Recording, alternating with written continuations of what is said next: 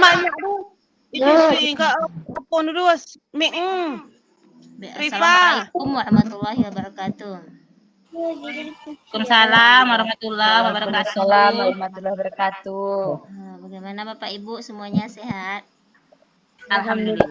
Alhamdulillah. Alhamdulillah, segala puji bagi Allah yang telah memberikan kepada kita nikmat iman, kesehatan, kekuatan, dan kesempatan sehingga pada malam ini kita masih diberikannya izin untuk dapat mengikuti kegiatan sebagaimana yang kita laksanakan sesuai dengan jadwalnya, yaitu pukul 7. Salawat dan salam tak lupa dan tak bosan-bosannya kita mohonkan kepada Allah, semoga selalu dilimpahkan kepada Habibillah, yakninya Nabi Muhammad Sallallahu Alaihi Wasallam, dengan lafaz Allahumma sholli ala Sayyidina Muhammad wa ala ali Sayyidina Muhammad. Berapa sampai Ibu Abdi ambil? Sangat saya hormati Bapak Ibu rekan sejawat di 19 Komang yang telah bersedia meluangkan waktunya pada malam ini untuk mengikuti diseminasi budaya positif, yang mana kegiatan ini adalah salah satu tugas CGP Angkatan 11 Kabupaten Pasaman yang dilaksanakan selama 1 jam ke depannya. Baiknya Bapak Ibu, saya akan melakukan ice breaking. Ketika saya bilang ini 1, yang ini 2, tidak jelas ya. Kemudian kalau yang ini 3. Saya ulangi, ini 1, yang ini 2, kalau yang ini 3. Sebelumnya Bapak Ibu, apa saya kelihatan jelas atau enggak? Apa tampilan saya jelas atau tidak, Bapak Ibu? Jelas. Saya ulangi.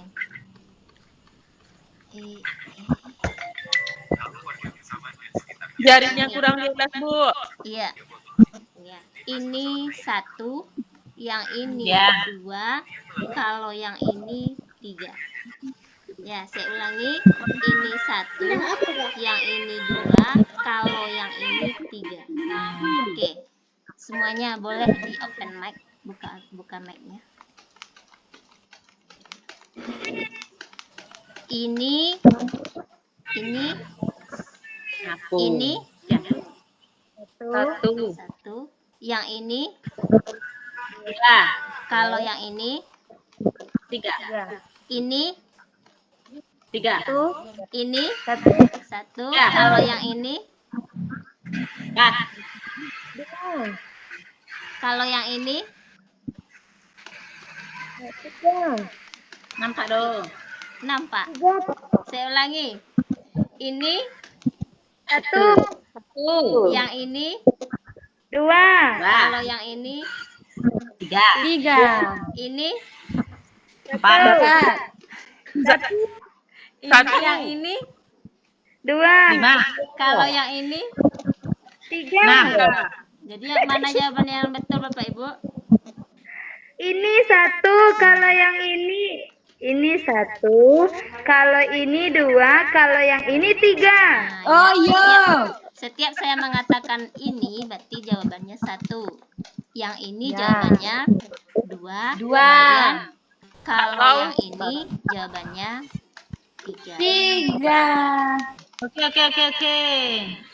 Baik, langsung saja ya Bapak Ibu, kita akan menampilkan diseminasi tentang budaya positif. Saya akan share screen.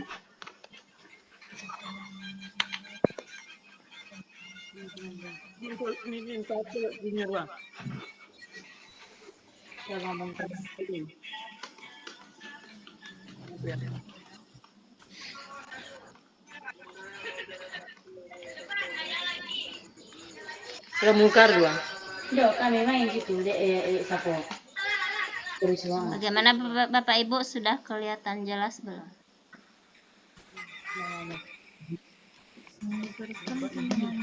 Jelas Bu Yosi? Baik. Di mana kegiatan diseminasi ini saya ulangi tentang budaya positif sebagai salah satu tugas CGP Angkatan 11 Kabupaten Pasaman. Di mana yang pertama itu mengenai disiplin positif. Nah, ketika mendengar kata disiplin, apa yang terlintas di benak Bapak Ibu? Yang pertama dulu, sesuai dengan pemahaman awal kita tentang disiplin. Apa yang terlintas di benak Bapak Ibu tentang disiplin? Tepat waktu. Nah, iya, ada yang bilang tepat waktu. Apalagi Bapak Ibu? Datang sebelum jamnya. Bertanggung jawab.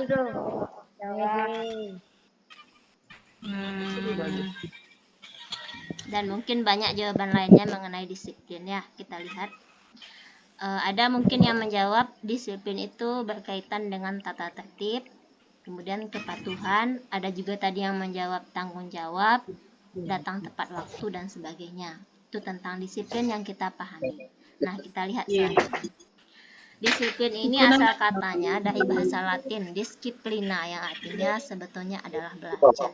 Jadi discipline juga asal katanya sama dengan disciple tadi, yaitu maknanya murid sebetulnya. Jadi asal katanya itu bukan tentang tata tertib. Jadi disiplina itu sebetulnya kata awalnya tentang belajar. Kita lanjutkan, makna disiplin itu sebetulnya tentang bagaimana cara kita mengontrol diri. Kemudian bagaimana kita menguasai untuk memilih tindakan yang mengacu kepada nilai-nilai yang kita hargai supaya tercapai. Jadi disiplin itu tidak hanya tentang yang kita pahami tepat waktu, tidak hanya tentang patuh pada tata tertib, tapi bagaimana kita menguasai diri kita untuk memilih tindakan supaya dapat menentukan nilai-nilai yang akan kita capai nantinya. Kemudian sebagai pendidik, tujuan kita adalah menciptakan anak-anak yang memiliki disiplin sehingga mereka bisa berperilaku dengan mengacu kepada nilai-nilai kebajikan universal dan memiliki motivasi intrinsik, jadi bukan hanya ekstrinsik saja.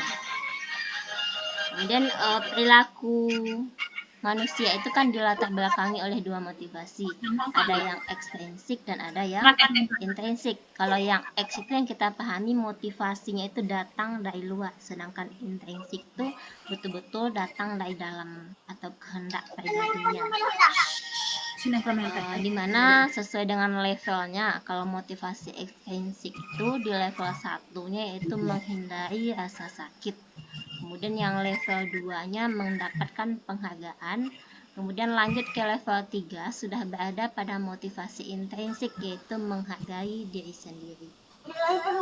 Kemudian bagaimana menanamkan disiplin positif pada peserta didik kita, yaitu salah satunya dengan pendekatan restitusi, di mana restitusi itu adalah proses menciptakan kondisi bagi peserta didik untuk memperbaiki kesalahan dengan mencari solusi dari masalah. Jadi pendekatan restitusi ini kita tidak memberikan hukuman kepada peserta didik, tapi menuntun anak didik ini supaya dapat memperbaiki kesalahannya dan menemukan solusi dengan masalah-masalah yang dihadapinya. Kemudian restitusi ini sebetulnya mengacu kepada kebutuhan dasar yang dibutuhkan oleh manusia. Setiap manusia itu memiliki kebutuhan untuk dipenuhi. Sehingga ketika peserta didik ini melakukan kesalahan, mereka nantinya akan menyadari kebutuhan apa yang sedang mereka coba penuhi. Nah, kebutuhan dasar manusia itu ada 5. Yang pertama yaitu tentunya kebutuhan untuk bertahan hidup. Yang kedua penguasaan. Yang ketiga kasih sayang. Yang keempat kesenangan. Dan yang kelima yaitu kebebasan. Kita lihat satu-satu. Yang pertama kebutuhan untuk bertahan hidup. Contohnya yaitu kebutuhan biologis seperti makan, tempat tinggal dan kesehatan, itu yang biologis. Kemudian yang kedua kebutuhan psikologis terkait dengan perasaan aman. Contohnya seperti ini. Ketika anak itu belum makan pagi, anak itu mungkin bisa jadi tidak membawa uang, dia mengambil uang temannya untuk jajan gitu. Jadi ada kebutuhan anak itu yang tidak terpenuhi, makanya dia melakukan kesalahan. Jadi seperti yang disebutkan tadi, restitusi itu terjadi sesuai dengan kebutuhan dasar manusia itu ada yang belum terpenuhi, makanya dia melakukan kesalahan. Seperti itu contohnya. Yang kedua yaitu kebutuhan kasih sayang dan rasa terima. Yang ini kebutuhan akan hubungan dan koneksi sosial seperti teman, keluarga, dan kelompok di mana kita bergabung. Ini kebutuhan yang kedua. Selanjutnya kebutuhan yang ketiga yaitu penguasaan, yaitu perasaan dihargai, diakui, dan dihormati. Yang keempat kebutuhan akan kebebasan dan pilihan, yaitu kebutuhan kemandirian, otonomi, dan mampu mengendalikan arah hidup. Yang kelima yaitu kebutuhan akan kesenangan, dimana-mana ketika kita sudah sumpek melakukan suatu pekerjaan, kita membutuhkan suatu kesenangan atau membutuhkan refreshing. Itu adalah salah satu kebutuhan manusia. Ini tadi 5 kebutuhan dasar yang mesti dipenuhi oleh manusia, dan ketika ada kebutuhan yang tidak terpenuhi, maka di sanalah peluang-peluang timbulnya suatu masalah, apalagi kepada anak didik kita yang statusnya masih labil. Ini ada pertanyaan pemantik. Ibu Amel, salah satu guru wali kelas 2 di SD Pelita Hati, sedang bingung menghadapi ulah salah satu siswanya yang bernama Doni. Anak di kelas 2 telah datang kepada Ibu Amel dan mengeluhkan Doni yang seringkali meminta bekal makan siang dengan paksa. Jika Bapak Ibu menghadapi situasi seperti Ibu Amel, apa yang akan Bapak Ibu lakukan? Dan pendapat Bapak Ibu, apa alasan Doni melakukan hal itu? Nah, sesuai dengan kebutuhan yang kita bincang-bincang tadi, yang 5 tadi ya, Ibu Amel ini menghadapi Doni yang sedang menghadapi masalah pula, di mana masalah Doni itu meminta dengan paksa bekal makan siang kepada teman-temannya. Nah, bagaimana pendapat Bapak Ibu? Apa alasan Doni melakukan itu? Silakan Bapak Ibu. Sesuai dengan 5 kebutuhan tadi, ada kebutuhan, saya balik ke slide sebelumnya. Ini ada kebutuhan bertahan hidup, kebutuhan kasih sayang, penguasaan, kebebasan, dan kesenangan. Bagian mananya kebutuhan Doni yang belum terpenuhi sesuai dengan penjelasan pada pertanyaan pemantik ini?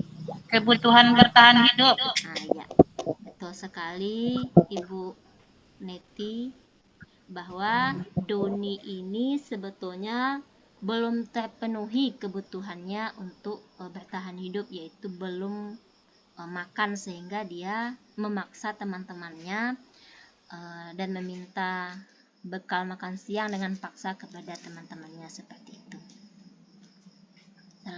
Selanjutnya kita kembali ke 5 posisi kontrol ya.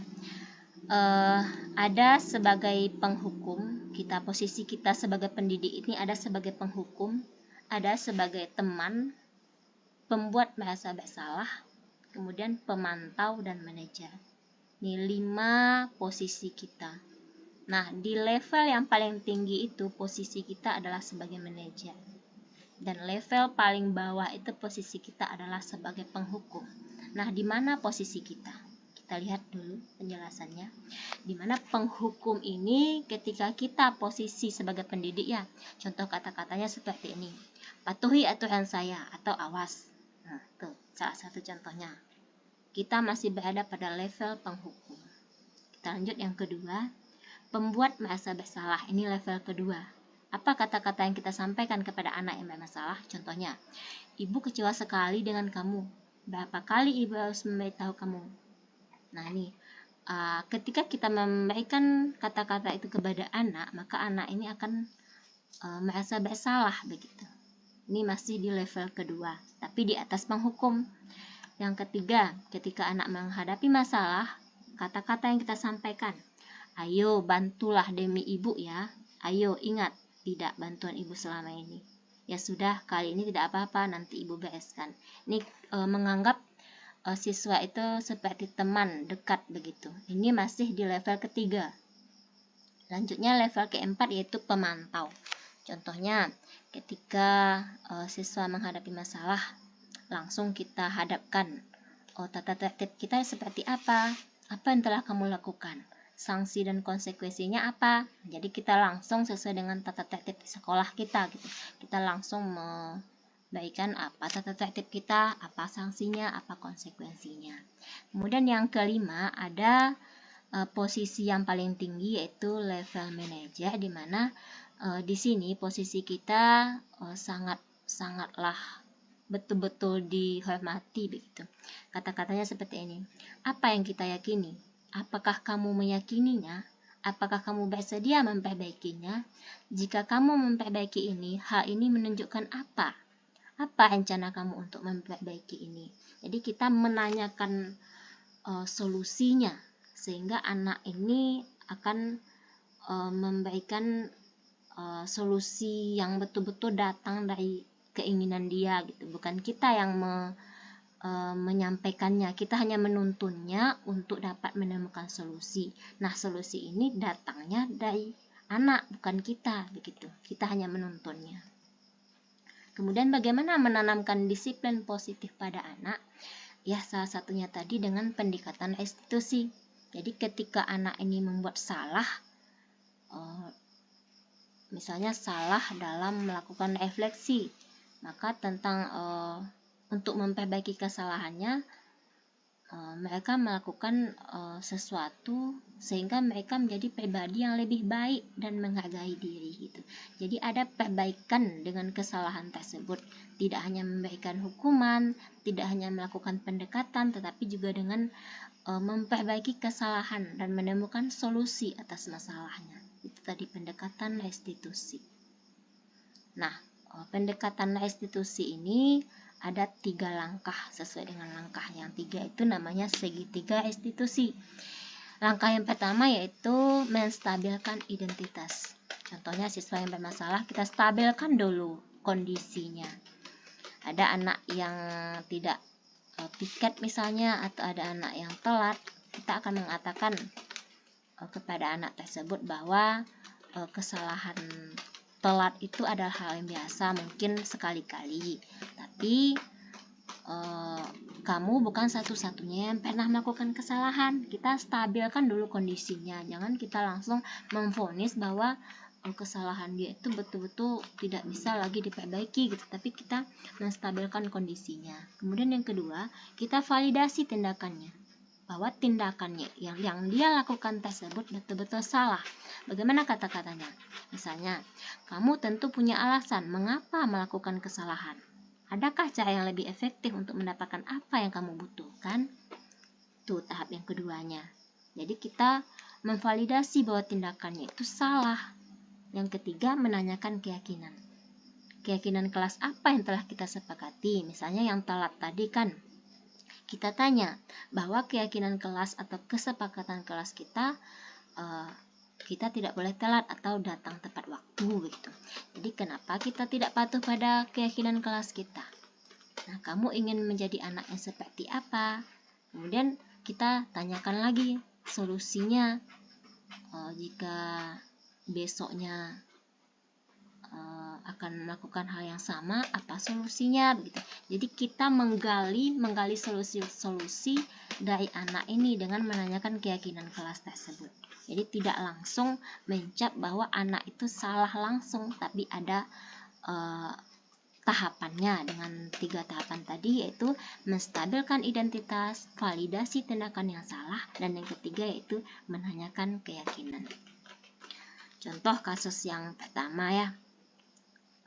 Sabrina bangunnya telat dan sampai di sekolah dia salah memakai sepatu. Karena tergesa-gesa pergi sekolah, dia memakai sepatu warna coklat. Jadi Sabrina ini berusaha sampai di sekolah, namun tiba di sekolah dia juga telat. Nah, di gerbang sekolah dia bertemu dengan Pak Lukman. Pak Lukman menanyakan bahwa kenapa sepatumu berwarna coklat begitu. Namun Pak Lukman ini langsung saja menetapkan bahwa Sabrina ini salah karena sudah memakai sepatu yang tidak sesuai dengan ketentuan gitu. Ya, jawabannya Pak Lukman ini kayak gini. Ya sudah, kamu sudah tidak patuh pada tata tertib sekolah. Kamu salah, sudah telat. Salah pula warna sepatunya, kayak gitu kan. Jadi langsung memvonis bahwa Sabrina ini salah tanpa memberikan waktu untuk Sabrina memberikan alasan kenapa dia bersalah gitu. Kemudian dia meminta maaf dan memohon kembali kepada Pak Lukman supaya dapat mengenakan sepatunya dan janji tidak akan mengulang kesalahannya. Namun Pak Lukman tidak mau tahu. Tidak, kamu telah salah. Langsung mengatakan bahwa anak ini salah. Ya sudah, kamu tidak bersepatu saja. Nah, copot sepatumu, kayak gitu, dengan kata-kata yang seperti itu. Lantas Sabrina ini pun tidak memakai sepatu. Dia hanya berdiam di kelas tanpa alas sepatu. Ini contoh kasus yang pertama. Nah, pertanyaannya, dalam kasus di atas, sikap posisi apakah yang diambil oleh Bapak Lukman? Jelaskan, apakah indikatornya? Sesuai dengan posisi yang 5 tadi. Apakah masuk ke posisi penghukum, manajer, pembuat merasa bersalah? Kita lihat kembali ya, Bapak Ibu. Nah, penghukum, teman, pemantau, pembuat merasa bersalah, atau manajer. Di mana posisi kalau di kasus seperti itu? Nah, Ibu Yosi.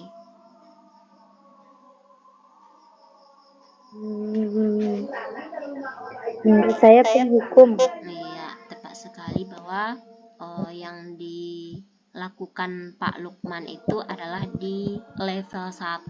Level 1 kita, posisi kita sebagai pendidik, di mana Pak Lukman masih berada pada level penghukum, langsung menghakimi anak dengan tata tertib begitu.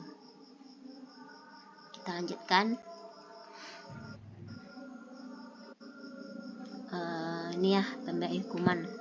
Betul apa yang disampaikan oleh Bu Yosi, bahwa Pak Lukman tetap menyampaikan apa yang salah pada anak ini tanpa memberikan kesempatan kepada anak untuk menyampaikan alasannya begitu. Kemudian untuk contoh kasus kedua, Bu Yosi bisa minta tolong bacakan.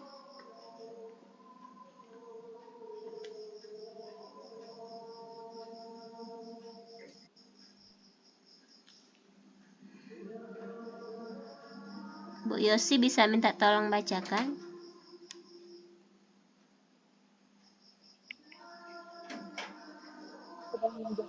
Pelajaran bahasa Inggris di papan tulis. Namun beliau memperhatikan bahwa Fajar malah tidur-tiduran dan tanpa acuh tak acuh pada pelajarannya.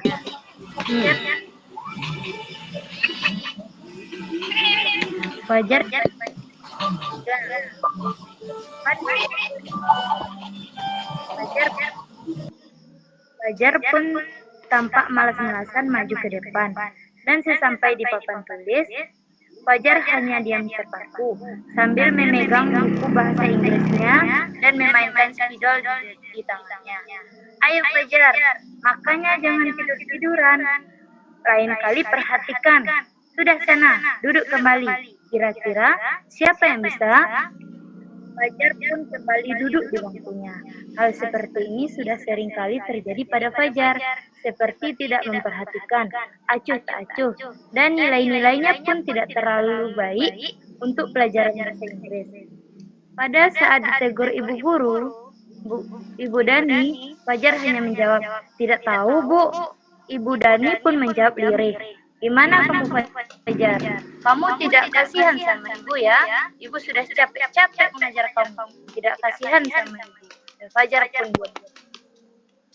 Nah, setelah dibacakan Ibu Yosia, kita lihat sama-sama posisi kontrol mana yang diambil oleh Ibu Dani.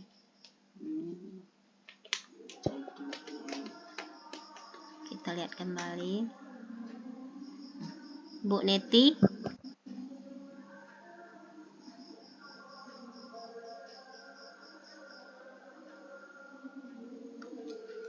Yang mana Bu Neti? Bu Yona? Pembuat rasa bersalah. Ya, pembuat membuat merasa bersalah. Betul sekali. Kita lihat ya.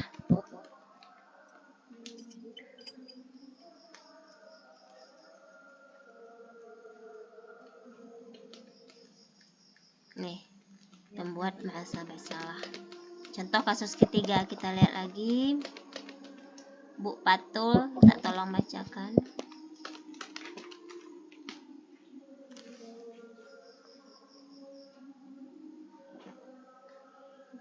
Bu Patul.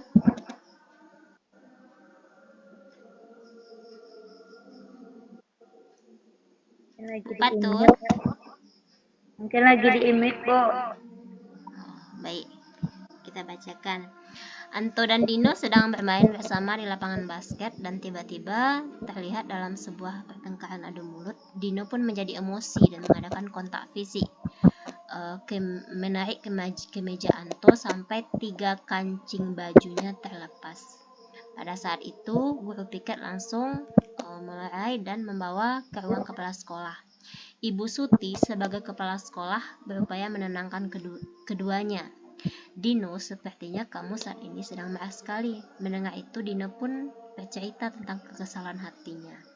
Ibu Suti pun melanjutkan bahwa membuat kesalahan adalah hal yang manusiawi dan bahwa mempertahankan diri adalah hal yang penting.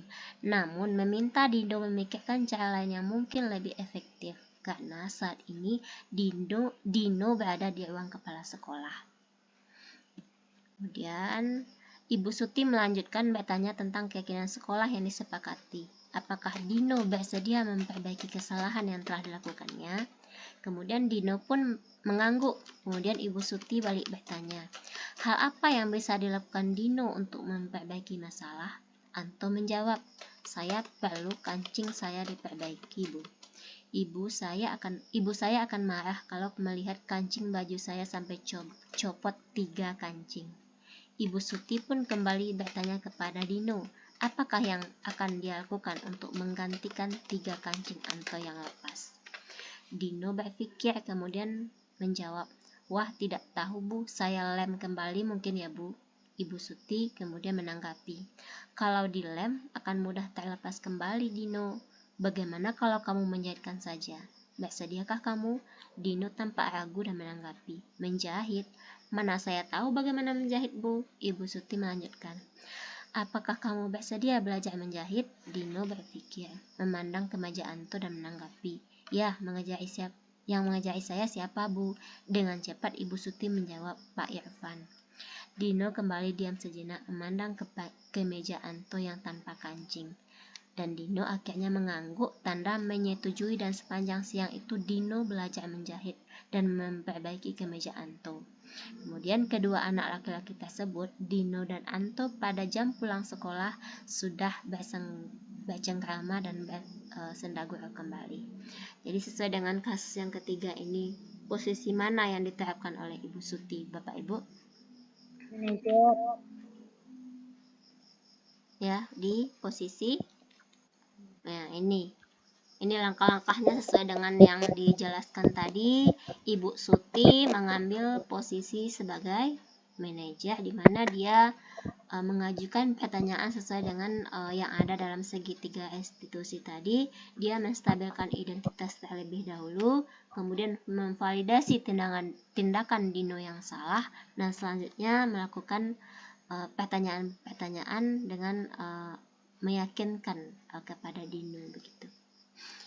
Nih, posisi yang kita idam-idamkan dan mudah-mudahan semua kita yang ada di sini dapat berada pada posisi yang kelima ini.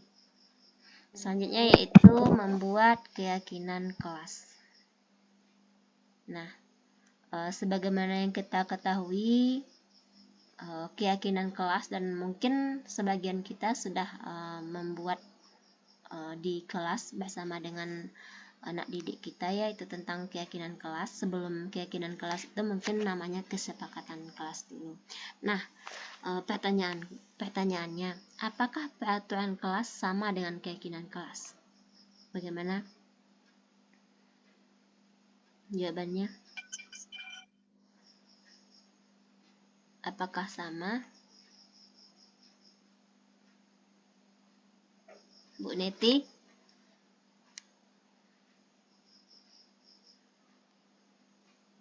Apakah sama peraturan dengan keyakinan kelas, Bu Yosi?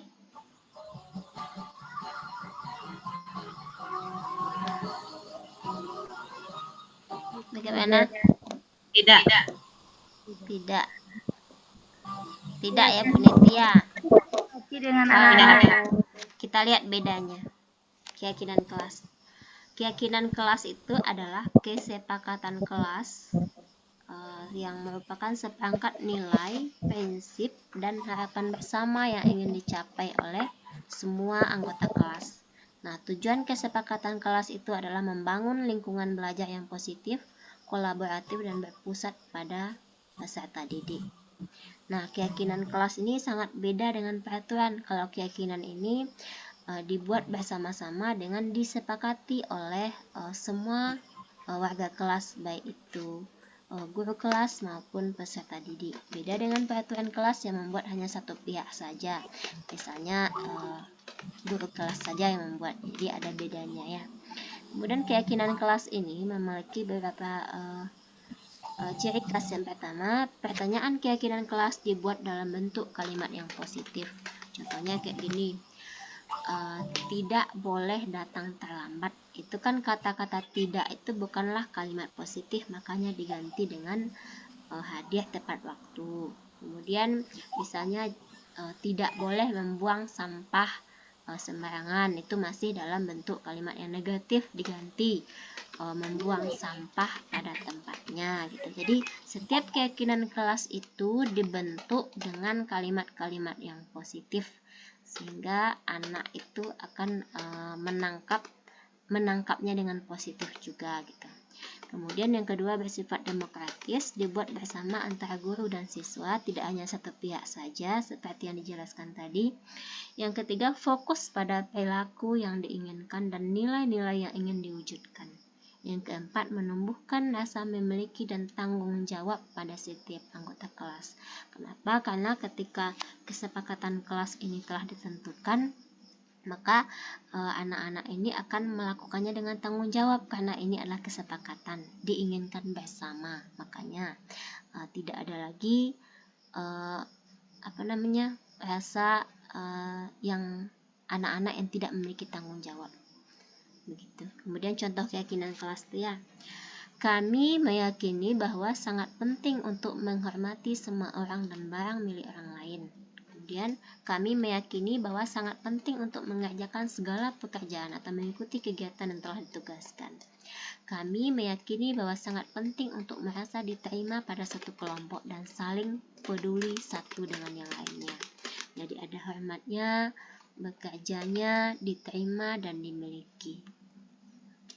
Nah, di dalam keyakinan kelas itu ada nilai-nilai kebajikan yang diyakini oleh warga kelas gitu, baik guru maupun muridnya. Itu pertama, nilai peduli, rajin, integritas, tanggung jawab, keadilan, santun, komitmen, belas kasih, semangat, kemudian kedamaian, ketegasan, keteguhan hati, percaya, dan nilai-nilai inilah yang membentuk kita untuk meyakini keyakinan kelas seperti itu. Nah, sampai di sana penjelasan yang disampaikan tentang keyakinan kelas dan disiplin positif. Sampai di sini, jika ada pertanyaan atau tanggapan yang datang dari Bapak Ibu, dipersilahkan.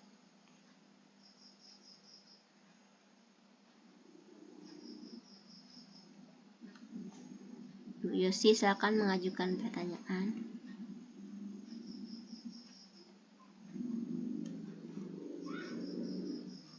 Bisa buka slide itu, Bu. Yang mana?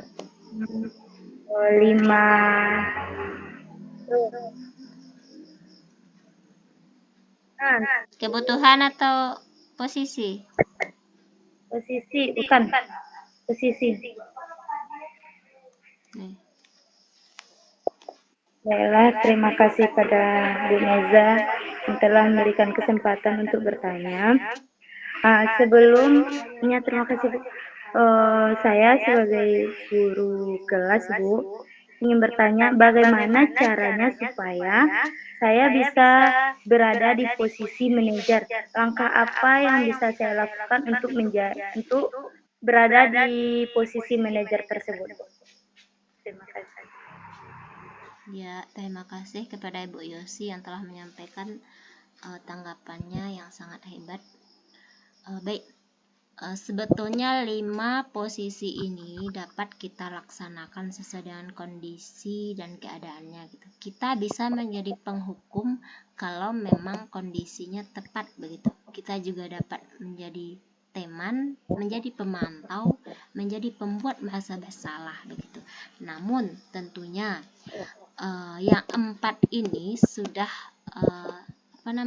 ketika kita sudah mencapai posisi yang 5, ya yang 4 ini hanya sebagai pelengkap dalam situasi-situasi atau kondisi-kondisi yang dibutuhkan seperti itu. Nah, bagaimana kita mencapai posisi manajer ini? Tentunya kita mesti melaksanakan pendekatan restitusi tadi.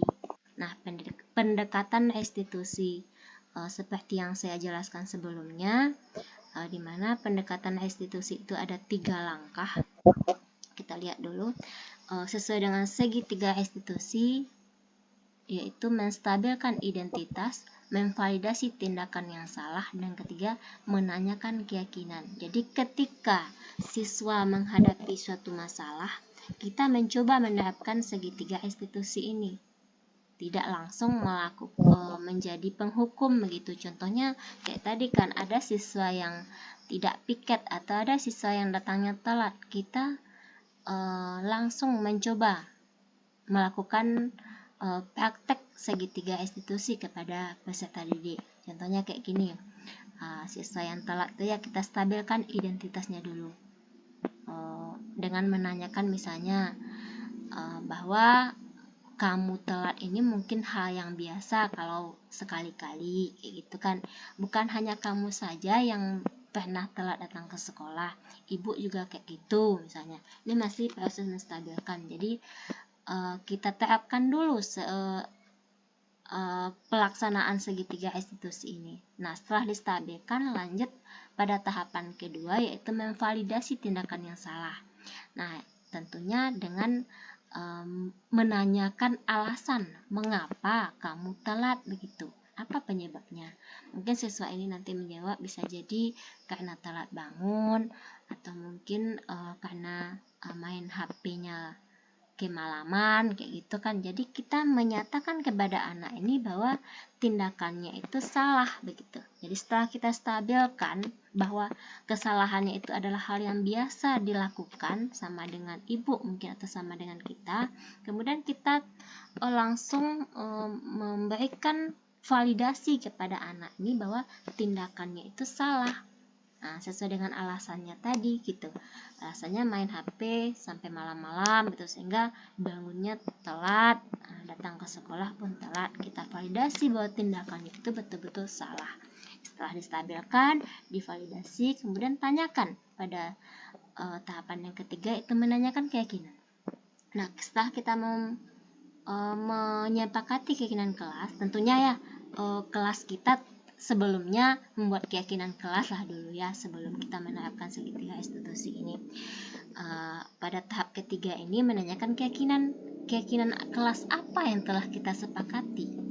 Kemudian yang tidak kamu lakukan, keyakinan kelas mana yang tidak kamu lakukan.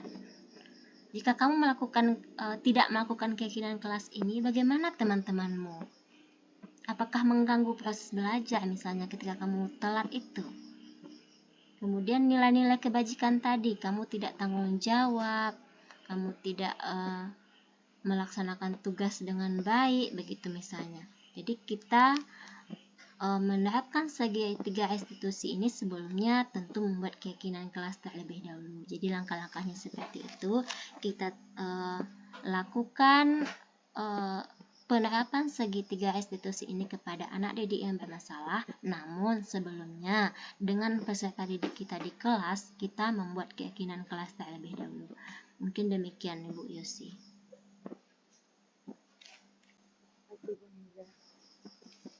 Mudah-mudahan kita semua bisa melaksanakan segitiga restitusi tersebut ya Bu.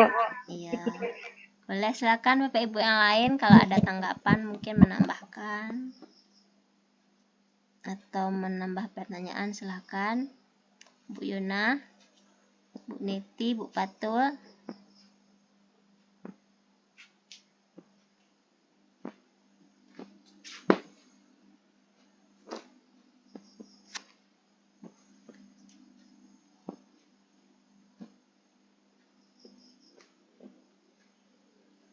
Bu Mel, silakan Bu.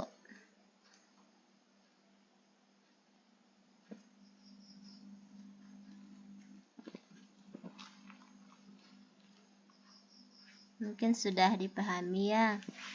Baik, boleh kita buka kameranya semua dulu. Kita foto dulu. Kemana Kak kamera? Cika, silakan bertanya Ibu Cika.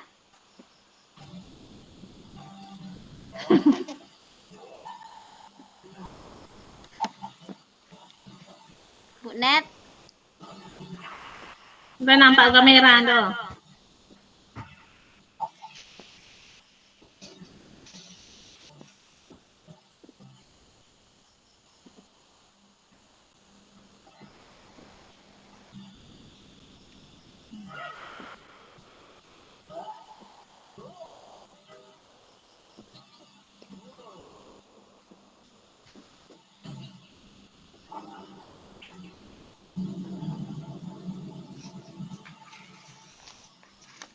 Ya, Bu Yona, silakan kalau ada pertanyaan.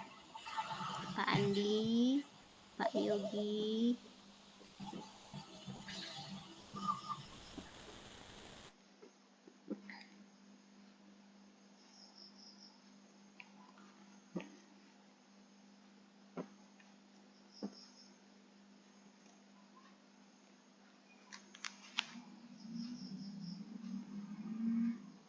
Nah, kalau tidak ada mungkin pertemuan kita cukup sampai di sini. Mudah-mudahan dapat kita laksanakan dan dapat bermanfaat bagi kita semua.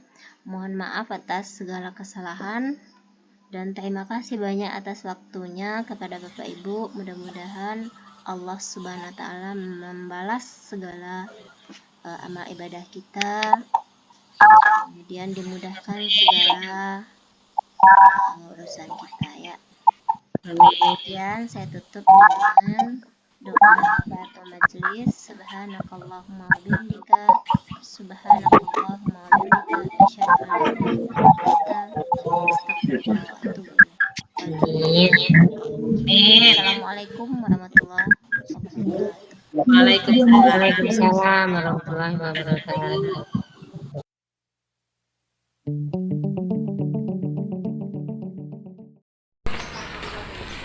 Waalaikumsalam Ainun. Ainun sudah tahu belum kenapa Ibu memanggil Ainun? Tahu Bu, Kenapa? karena saya terlambat datang. Ainun telat datang ke sekolah ya.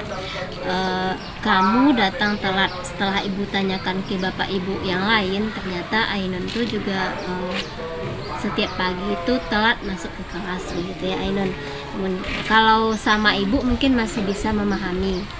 Ainun mungkin telatnya karena telat bangun begitu. Tapi bagaimana dengan Bapak dan Ibu yang lain? Gitu. Kalau Ibu juga pernah telat datang ke sekolah gitu dengan macam-macam alasan. Nah, saat ini Ibu ingin menanyakan alasan Ainun datang telat ke sekolah ini apa? Saya terlambat bangun Bu. Telat bangun ya, baik. Emangnya Ainun telat itu tidur malamnya jam berapa? Jam 12 malam. Kenapa telat Ainun?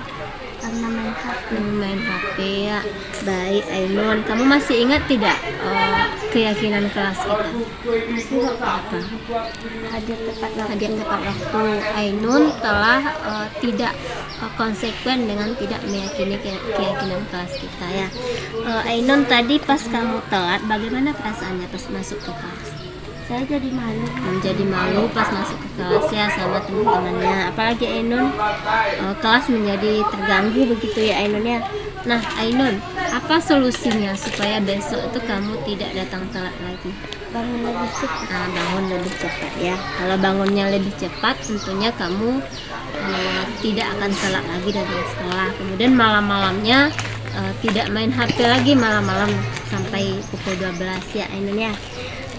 Kemudian Ainun, apa tindakan Ainun untuk selanjutnya? Bangun lebih cepat ya. Baik, Ibu akan melihat perubahannya besok. Bagaimana Ainun, apakah sudah tidak telat lagi? Mudah-mudahan Ainun dapat melaksanakan keyakinan kelas, betul-betul datang tepat waktu ya Ainun ya. Terima kasih Ainun, saya akan kembali ke kelas.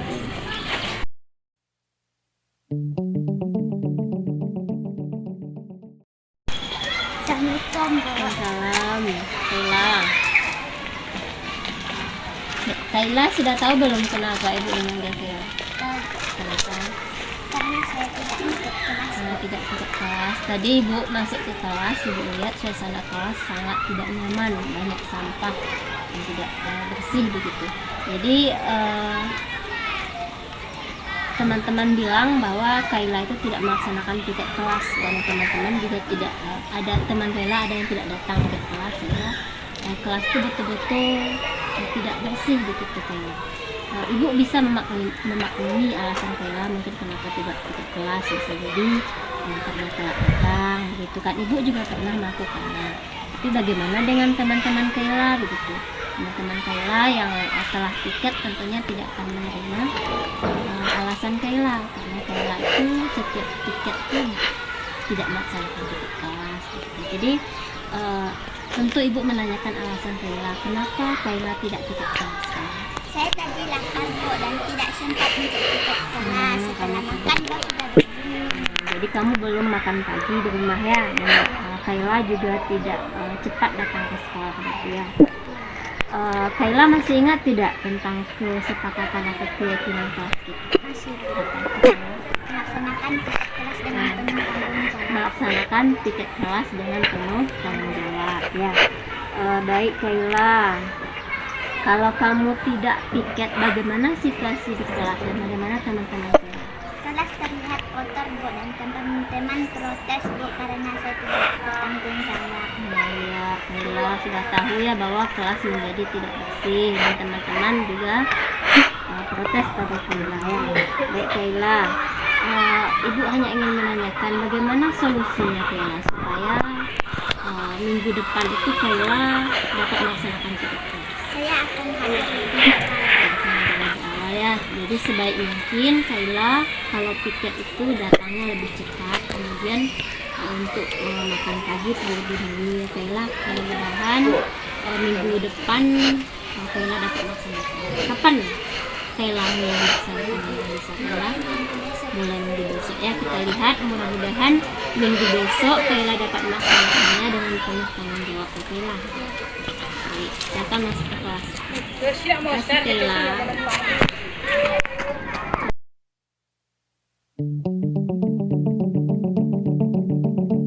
Nama saya Nur Ainun. Saya adalah murid kelas 6 SDN 16 Kuamang. Saya diajar oleh Ibu Neza. Saya sangat senang berdiskusi dengan Ibu Neza karena saya dapat menemukan solusi atas permasalahan yang saya hadapi. Terima kasih Bu. Nama saya Nur Kaila Afika. Saya adalah murid kelas 6B yang diajar oleh Ibu Neza.